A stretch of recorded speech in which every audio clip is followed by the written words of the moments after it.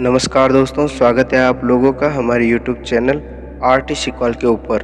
दोस्तों, हम अभी अपने यूट्यूब चैनल आरटीसी कॉल के ऊपर ओशो की बुक मैं मृत्यु सिखाता हूँ की समरी हिंदी भाषा में कर रहे हैं और यह सीरीज़ हमारे यूट्यूब चैनल पे कंटिन्यू चल रही है। अब तक हमने इस सीरीज़ के कुल 31 एपिसोड अपने यूट्यूब चैनल पर अपलोड कर दिए और आज हम आप लोगों के लिए 32वां एपिसोड लेकर आए हैं। मित्रों, ओशो की किताब मैं मृत्यु सिखाता हूँ के अंदर कुल 15 प्रवचन हैं, जिसमें से हमने 7 प्रवचन को पूरा कर लिया है और अभी हम 8वें प्रवचन में चल रहे हैं। आप लोगों तक इन प्रवचन को पहुंचाने का हमारा सिर्फ एक मकसद है कि आप लोग ओशो के विचारों को सुने और इन्हें अपने जीवन में उतार कर आप अपने जीवन में कुछ परिवर्तन ला सकें। अगर आप लोगों ने पिछले एपिसोड नहीं देखे हैं तो हम उनकी प्लेलिस्ट की लिंक अपने डिस्क्रिप्शन बॉक्स में दे देंगे, आप वहाँ से उन प्रवचन को सुन सकते हैं।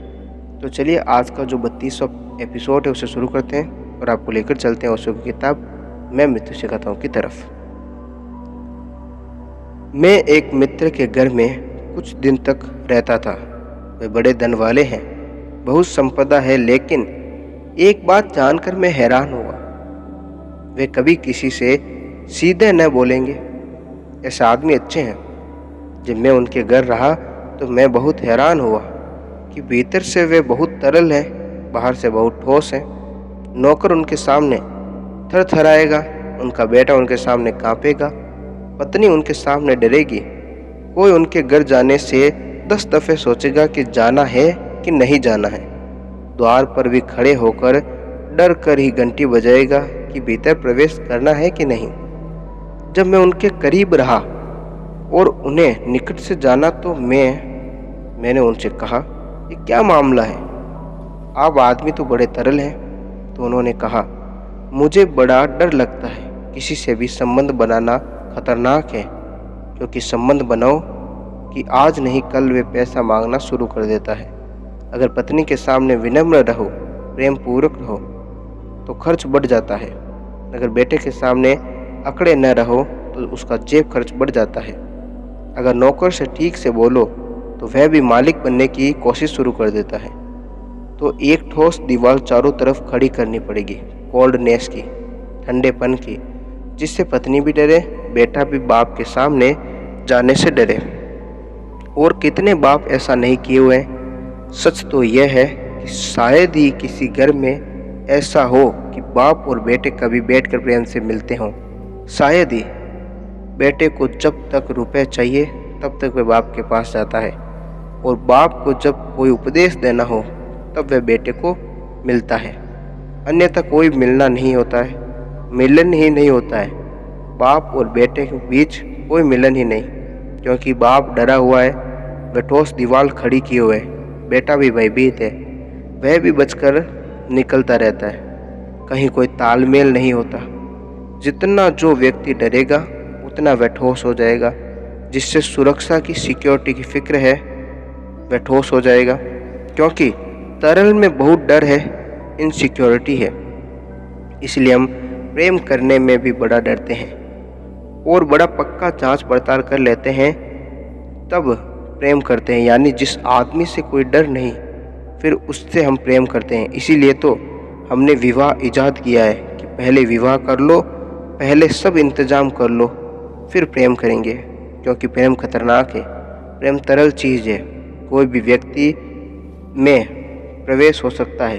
राह चलते आदमी से प्रेम करना खतरनाक है, क्योंकि हो सकता है रात में सब सामान उठाकर ले जाए। इसलिए पहले पक्का पता लगा लो कि यह आदमी कौन है, क्या है, इसके माँ बाप कहाँ हैं, इसका चरित्र कैसा है, इसके गुण क्या है। सब इंतजाम कर लो, पूरी सामाजिक सुरक्षा कर लो, फिर घर से लाओ। हम डरे हुए लोग पहले सुरक्षा कर लेंगे, और जितनी हम सुरक्षा करते हैं उतनी सख्त ठंडी दीवार बर्फ की चारों तरफ खड़ी हो जाती है और वह सारे व्यक्तित्व को सिकोड़ देती है। हमारा परमात्मा से और कहीं संबंध विच्छेद नहीं हुआ है। हम तरल नहीं हैं, लिक्विड नहीं है, सॉलिड हो गए। बस इतना ही विच्छेद है, हम तरल नहीं हैं, ठोस हो गए। हम पानी नहीं हैं, हम बर्फ़ हो गए। इतना ही विच्छेद है, हम तरल हो जाएं, विच्छेद विलीन हो जाएं। लेकिन हम तरल तभी होंगे जब हम मौत को देखने और जीने के लिए राजी हो जाएंगे। और हम स्वीकार कर लें कि मौत है, हम देख लें, पहचान लें कि मौत है, फिर क्या भय रह जाएगा? जब मौत ही है, जब लहर को ये पता है कि मिटना ही है, जब लहर को ये पता चल गया है कि बनने में मिटना छिपा है, जब लहर को ये पता चल ही गया है जब मैं बनी थी तब मिटना शुरू हो गया था, तो बात ख़त्म हो गई। अब बर्फ़ बनने की क्या ज़रूरत है? जितनी देर लहर हूँ, जितनी देर सागर हूँ, बात समाप्त हो गई। तब सब स्वीकृत है, तो उस एक्सेसिबिलिटी से, उस स्वीकार से लहर सागर हो जाती है। तब सब चिंता मिट जाती है मिटने की, क्योंकि तब लहर जानती है कि मिटने के पहले भी मैं थी और मिटने के बाद भी मैं हूँ। मैं की तरह नहीं, असीम सागर की तरह। और लाओ त्से ने कहा है मरते समय, किसी ने लाओ त्से से पूछा कि आप अपने जीवन के कुछ रहस्य बता दें। लाओ त्से ने कहा कि पहला रहस्य तो यह है कि मुझे ज़िंदगी में कोई कभी हरा नहीं सका। शिष्य बड़े उत्सुक हो गए। उन्होंने कहा, ये तो आपने हमें कभी बताया नहीं, जीतना तो हम भी चाहते हैं, हमें तरकीब बताइए। लाओ त्से ने कहा, तुम भूल कर रहे हो, मैंने कुछ और कहा। मैंने कहा कि मुझे कोई हरा नहीं सका, और तुम पूछते हो जीतना तो हम में भी है। ये दोनों बातें बिल्कुल उल्टी है, एक सी लगती है भाषा कोश में। शब्द की दुनिया में इनका एक अर्थ है कि जो नहीं हारा मतलब जीता। लाओ त्से ने कहा, तुम गलत समझ गए, मैंने इतना ही कहा कि मुझे कोई हरा नहीं सका, और तुम कहते हो कि जीतना हमें भी है। तुम भाग जाओ, तुम मेरी बात नहीं समझ सकोगे। शिष्य ने कहा, फिर भी हमें समझाइए, तरकीब तो हमें बता दें। क्या तरकीब थी कि आप हारे नहीं? लाओ त्से ने कहा, मुझे कोई हरा न सका क्योंकि मैं सदा हारा हुआ था, हारने का कोई उपाय ही न था। मुझे कोई हरा कैसे सकता था? लाओ त्से ने कहा, मुझे कोई हरा नहीं सका क्योंकि मैंने कभी जीतना ही न चाहा। असल में मेरी लड़ाई ही खड़ी न हो सकी। मुझसे कोई लड़ने भी आया तो मैं हारा ही हुआ था। उस आदमी को भी मैंने हराने में कोई मज़ा न आया, क्योंकि हराने में उसी को मज़ा आता है जो जीतना चाहता हो। जो जीतना ही नहीं चाहता उसको हराने में क्या मज़ा आएगा? असल में किसी के दूसरे के अहंकार को मिटाने में मज़ा आता है, क्योंकि उसको मिटाने में हमारा अहंकार मजबूत हो जाता है। लेकिन अगर कोई मिटा ही हुआ है तो उसको मिटाने में क्या मज़ा आएगा? हमारे अहंकार को उससे कोई स्फूर्ति नहीं मिलती है। दूसरे के अहंकार को जितना हम तोड़ना पाते हैं उतना हमारा अहंकार मजबूत होता जाता है। दूसरे का टूटा हुआ अहंकार हमारे अहंकार की तरह मजबूती, स्ट्रेंथ बनता है। लेकिन अब एक आदमी टूटा ही हुआ है। अगर समझ लें कि किसी को मैं हराना जाऊं, उसे गिराऊं, उसके पहले वह लेट जाए, इसके पहले मैं उसकी छाती पर बैठूं, वह मुझे बुलाकर बैठा ले, तब क्या हालात हो जाएंगे? तब यह हालात हो जाएंगे कि वहाँ से भागना पड़ेगा। अब क्या किया जाए? और वह आदमी हंसने लगे और वह कहे कि बैठो, आराम से बैठो, कहाँ भागे जा रहे हो? तो मूड कौन हो जाएगा? मूड वह हो जाएगा जो छाती पर बैठ गया। और वह आदमी हंसता रहे और उसकी हंसी ज़िंदगी भर गूंजती रहे। तो लाओ त्से ने कहा, जब मुझे कोई हराने आया मैं फ़ौरन गिर गया और मैंने कहा, आओ मेरे ऊपर बैठ जाओ।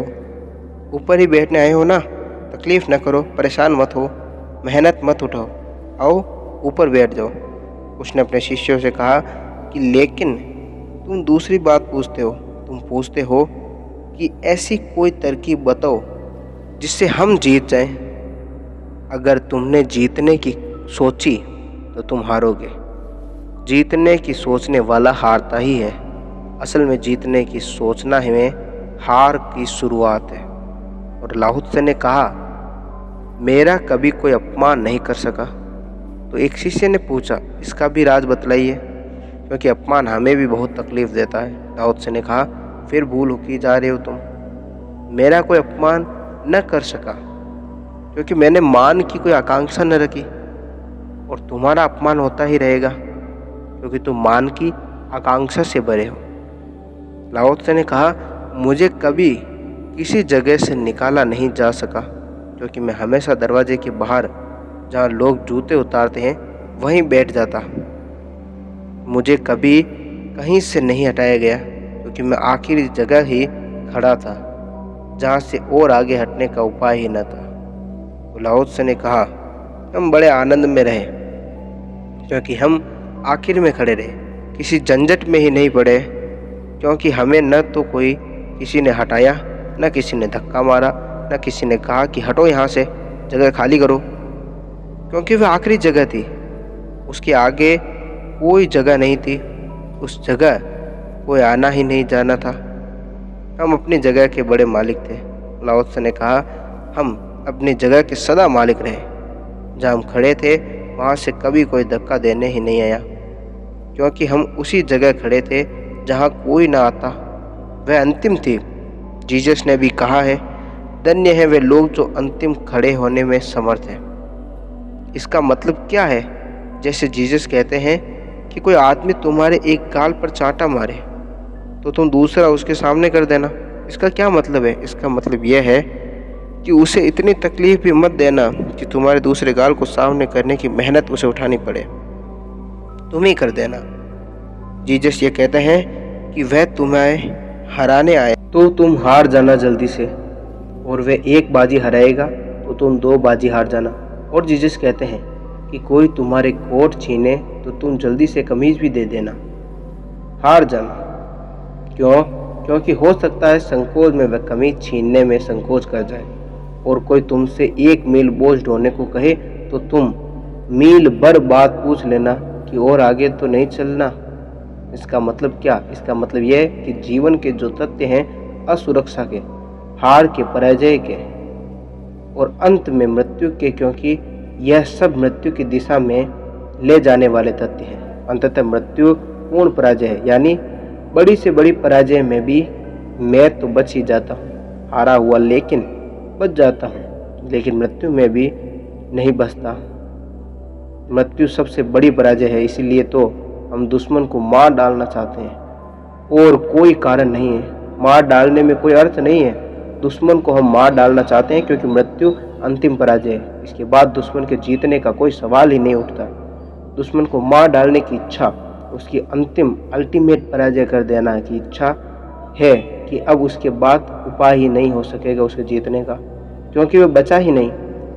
मृत्यु अंतिम पराजय है और हम सब उससे भागना चाहते हैं। और यह भी ध्यान रहे, जो अपनी मृत्यु से भागेगा वह दूसरे की मृत्यु के लिए चेष्टा करता रहेगा, क्योंकि वह जितना दूसरों को मार सकेगा उतना अपने जीवन को जीवन होने का अनुभव कर सकेगा। इसलिए जीवन में जो हिंसा पैदा होती है, जो वायलेंस होती है, उस हिंसा का कारण बहुत दूसरा है। उस हिंसा का कारण यह नहीं है जैसा कि हम लोग समझते हैं कि वह पानी छान कर नहीं पीता, रात का खाना खा लेता है, फला ढिका इससे हिंसक है। ऐसा नहीं है। हिंसा का मौलिक कारण यह है कि आदमी अपनी मृत्यु को भुलाने के लिए दूसरों को मारना चाहता है। दूसरों को मारने में उसे यह पता चलता है कि अब मुझे कोई नहीं मार सकेगा, मैं तो खुद ही मार सकता हूँ। हिटलर या चंगेज या कोई भी इस तरह के लोग लाखों लोगों को मारकर आश्वस्त होना चाहते हैं कि पक्का हो गया कि मुझे कोई न मार सकेगा, मैं तो खुद ही लाखों लोगों को मार डालता हूँ, दूसरे को मार सकता हूँ, अपनी मृत्यु से मुक्त हो रहे हैं। ये पक्का कर लेना चाहते हैं, क्योंकि जब हम मार सकते हैं तो हमको कौन मार सकेगा। ये बहुत गहरे में मृत्यु से बचाव है। हिंसक आदमी मृत्यु से बचने वाला आदमी है, और जो मृत्यु से बचना चाहता है वह अहिंसक कभी नहीं हो सकता। अहिंसक सिर्फ वही हो सकता है जो कहता है मृत्यु स्वीकार है, क्योंकि मृत्यु जीवन का एक तथ्य है, वह है, उससे अस्वीकृति हो जाने ही नहीं सकती। उससे भागेंगे कहाँ, जाओगे कहाँ। सूरज उगा है उसी वक्त डूबना शुरू हो गया है। सूर्यास्त उतना ही सत्य है जितना सूर्योदय, सिर्फ दिशाओं का फर्क है। सूर्यास्त में वह सूर्य वहीं पहुंच जाता है जहाँ सूर्योदय में उठा था, सिर्फ दिशाओं का फर्क है। इधर पूर्व था उधर पश्चिम है, इधर जन्म था उधर मृत्यु। एक उदय है एक अस्त है, उदय के साथ ही अस्त भी छिपा है, उदय में ही अस्त छिपा है। जन्म में ही मृत्यु छिपी है, ऐसा जो जान लेता है फिर अस्वीकार करने का कोई उपाय ही नहीं रह जाता। उपाय का सवाल ही नहीं है। तब वह स्वीकार कर लेता है, जीता है, जानता है, देखता है, स्वीकार करता है। स्वीकार करते ही क्रांति घटित हो जाती है, जिसको मैं कह रहा हूँ मृत्यु। मृत्यु पर विजय उसका मतलब है। जैसे ही किसी ने स्वीकार किया वह हंसने लगता है, क्योंकि तब वह पता चलता है कि मृत्यु तो है ही नहीं, सिर्फ खोल थी, ऊपर की जो बनती थी और बिगड़ती थी, भीतर की जो धारा तो सदा थी, सागर सदा था, लहर बनती थी और मिटती थी, सौंदर्य सदा था, फूल बनते थे, बिखरते थे, प्रकाश सदा था, सूरज उगता था, सूरज डूबता था। लेकिन जो उगता था, डूबता था, वह उगने के लिए पहले भी था और डूबने के बाद भी था। जिस दिन यह सीख हमें दिख जाती है, लेकिन यह उसी दिन दिखेगा जिस दिन हम मौत को देखेंगे, दर्शन करेंगे, उसका साक्षात्कार करेंगे, तभी यह दिखाई पड़ सकता है, उसके पहले नहीं दिखाई पड़ सकता। इसलिए जिन मित्र ने पूछा है कि मृत्यु के संबंध में हम सोचे ही क्यों, विचार ही क्यों करें, मृत्यु को हम छोड़ ही क्यों न दें, हम जिए क्यों न, मैं उनसे कहता हूँ कि मृत्यु को छोड़कर न कोई कभी जिया है न जी सकता है, और जिसने मृत्यु को छोड़ा उसने जीवन भी छोड़ दिया। यह ऐसा ही है जैसे 1 रुपये का सिक्के मेरे हाथ में हो और मैं कहूँ कि मैं उल्टा तो सिक्का, उल्टा जो सिक्के का हिस्सा है उसकी फिक्र ही क्यों करूँ, क्योंकि छोड़ दूँ ना। अगर मैं उल्टे सिक्के को छोड़ दूँ तो सीधा सिक्का भी मेरे हाथ से चला जाएगा, क्योंकि वे एक ही सिक्के के 2 पहलू हैं। ऐसा नहीं हो सकता कि सिक्के का एक पहलू मैं बचा लूँ और दूसरा फेंक दूँ सड़क पर। ऐसा कैसे हो सकता है? दूसरा पहलू उसी के साथ बच जाएगा, और अगर एक को फेंकूंगा तो दोनों फेंक जाएंगे, और एक को बचाऊंगा तो दोनों बच जाएंगे। असल में दोनों एक ही चीज़ के 2 पहलू हैं। वह एक ही चीज़ की 2 बाजू हैं। जन्म और मृत्यु एक ही जीवन के 2 पहलू, 2 बाजू हैं, और जिस दिन ये दिखाई पड़ जाएगा उसी दिन मृत्यु का दंश चला जाता है। न मरने का विचार रह जाता है और सब कुछ चला जाता है कि नहीं मरना चाहिए। तब हम जानेंगे कि जन्म भी है और मृत्यु भी, दोनों एक आनंद है। सुबह जब हम उठते हैं और श्रम के लिए निकलते हैं, कोई गड्ढा खोदता है, कोई काम करता है, दिन भर पसीना बहता है। सुबह उठता है भी आनंद है, लेकिन क्या सांझ में सो जाना आनंद नहीं है? किसने कहा? अगर कुछ पागल दुनिया में पैदा हो जाए और लोगों को समझाए कि सोना मत, तो फिर सुबह का जागने में भी बंद हो जाएगा, क्योंकि जो नहीं सोएगा वह जाग भी नहीं पाएगा। फिर जीवन ही बंद हो जाएगा। कोई सोने से डराने लगे और कहे कि देखो, सुबह जागने में इतना आनंद आता था, सोने में सब खराब हो जाएगा। लेकिन हम जानते हैं कि सोना जागने का ही दूसरा हिस्सा है। जो ठीक से सोएगा वह ठीक से जागेगा, जो ठीक से जागेगा वह ठीक से सोएगा, जो ठीक से जिएगा वह ठीक से मरेगा, जो ठीक से मरेगा वह ठीक से जीवन के लिए आगे भी कदम उठाएगा। जो ठीक से मरेगा ही नहीं वह ठीक से जिएगा नहीं, जो ठीक से जिएगा नहीं वह ठीक से मरेगा नहीं। सब अस्त व्यस्त हो जाएगा, सब विकृत और कुरूप हो जाएगा, और इस सारी विकृति और कुरूपता में मौत का भय काम कर रहा है। सोने का भय अगर किसी को पकड़ा जाए तो है न कठिन। मैं जानता हूँ एक महिला को जिसका बेटा उस वृद्धा को मेरे पास लेकर आया और उसने कहा, मेरी माँ को सोने का भय पकड़ गया है। मैंने कहा, क्या हो गया है? उसने कहा, इधर वह कुछ दिनों से बीमार है और उसे ऐसा लगता है कि मैं अगर कहीं सोऊं और सोते में ही मर जाऊं, तो वह कोशिश में लगी है कि मैं सो न पाऊं। वह सोने से डरने लगी है। वह कहती है कि मैं कहीं सो गई और उठूं ही न, तो वह रात में जागती है और सोने से डरती है। इसी कोशिश में लगी है। और उसके लड़के ने कहा, हम बड़ी मुश्किल में पड़ गए। इसकी बीमारी ठीक नहीं होती क्योंकि रात भर जागती है, और इसको हम कहते हैं तो वह कहती है, मुझे डर लगता है कि अगर मैं सोई तो फिर मेरा कोई वश ही नहीं। मैं सो गई और मौत आ गई तो फिर मैं क्या करूँगी? फिर तो गई। तो वे मेरे पास आए और कहा कि उसे किस तरह सोने के भय से बचा दें। नहीं तो हम बड़ी मुश्किल में पड़ जाएंगे। उसकी बीमारी ठीक ही नहीं थी, क्योंकि जब वह सोएगी ही नहीं तो उसकी बीमारी कैसे ठीक होगी। जैसे सोने का भय है, सोना एक तरह से रोज मृत्यु है। दिन भर जीवन है, रात मृत्यु है, फिर टुकड़े टुकड़े की मृत्यु है। रोज थोड़ा थोड़ा मरते हैं, भीतर डूबते हैं, सुबह फिर ताजे होकर वापस लौट आते हैं। फिर 70 और 80 साल में पूरा जीवन शरीर थक जाता है, श्रम श्रम श्रम शरीर थक जाता है, फिर पूरी मृत्यु पकड़ लेती है। फिर यह शरीर पूरा बदल जाता है, लेकिन उससे हम बहुत डरे हुए हैं। वह गहरी निंद्रा ही है, लेकिन उससे हम बहुत डरे हुए हैं। क्या आपने ख्याल किया है कि शरीर सुबह भी रोज बदला जाता है? थोड़ा बदलता है, इसीलिए आपको ख्याल में नहीं आता। पूरा नहीं बदलता, पार्शियल ट्रांसफॉर्मेशन होता है। जब आप सांझ को थके मांदे सोते हैं तो शरीर और हालत में होता है, और जब आप सुबह उठते हैं तो शरीर और हालत में होता है। सुबह शरीर ताज़ा हो गया, नया हो गया, फिर शक्ति आ गई, फिर काम की दुनिया में शुरू हो गई। आप जब फिर गीत गा सकते हैं। सांझ आप गीत नहीं गा सकते थे, थक गए थे, टूट गए थे, लेकिन कभी आपने ख्याल नहीं किया कि इससे हम डर क्यों रहें, इसका क्या कारण है। बल्कि आप खुश होते हैं, क्योंकि अंग ही बदलता है, अंश ही बदलता है। मृत्यु पूरे को बदल देती है, वह टोटल ट्रांसफॉर्मेशन है। पूरा शरीर व्यर्थ हो गया है, अब दूसरे शरीर को देने की ज़रूरत आ जाती है। मृत्यु दूसरा शरीर दे देती है, लेकिन मृत्यु से हम डरे हुए हैं, और उस डर के कारण जीवन का पूरा क्रिपिल्ड पंगु हो गया है। सब तरफ से पंगु हो गया है। पूरे क्षण वही भय हमें पकड़े हुए हैं, पूरे क्षण वही डर हमें पकड़े हुए हैं। उस डर के कारण हमने ऐसे जीवन की, ऐसे परिवार की, ऐसे समाज की व्यवस्था की है जो जीता कम है, मरने से ज़्यादा डरता है। और जो मरने से डरता है वह जी ही नहीं सकता, वह जी ही नहीं सकेगा। ये दोनों बातें एक साथ संभव ही नहीं है।